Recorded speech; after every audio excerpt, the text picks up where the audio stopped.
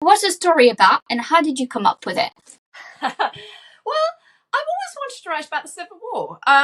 I've also wanted to know more about the Civil War, to be honest with you, because I didn't really learn it at school or at uni, actually. But I think it really matters. And I think it really matters, especially now, at a time, again, of war in Europe and Puritanism, populism, a polarizing new media, culture wars, climate change. It's all in the 17th century and the beginnings of empire, properly. So, I think it really matters. But the challenge is, how do you do it? Because I didn't want to write a textbook, and I didn't want people to be taking notes going, what were the causes of the Civil War? Economics, politics, religion, people go to sleep. So it's kind of like, what's the story? And I think the Siege of Basing House, Loyalty House was its nickname. It's a place in Hampshire near Basingstoke.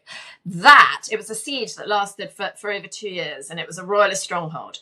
And there were men, women, and children inside. But not just, the men weren't just soldiers. A lot of them were Londoners. There was an apothecary who I love. He was the first man to sell bananas in London.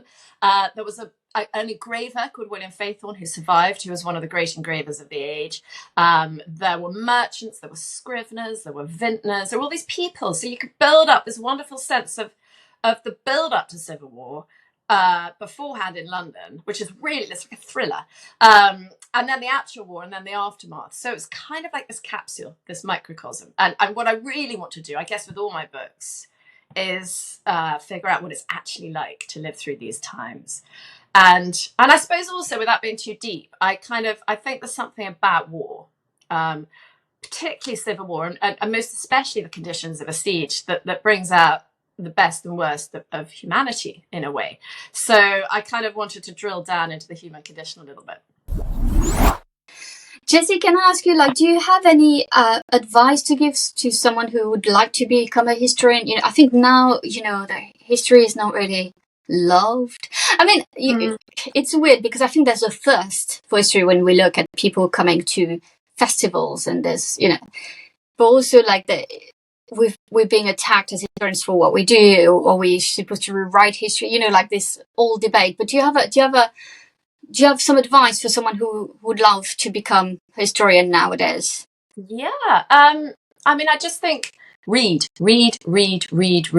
before you start writing or anything, but just be inspired by other books. It took me a long time to read the kind of general history books that you and I write. I had quite an academic background, and not that I didn't do a PhD, but at Oxford, all my reading list was all academic books, which were brilliant for the essays.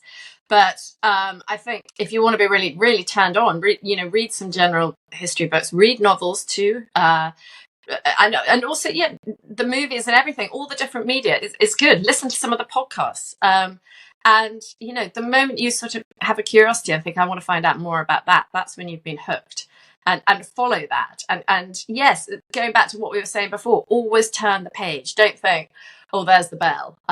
Always just turn that one extra page, because you never know what it might show you. And it could be something completely revelatory.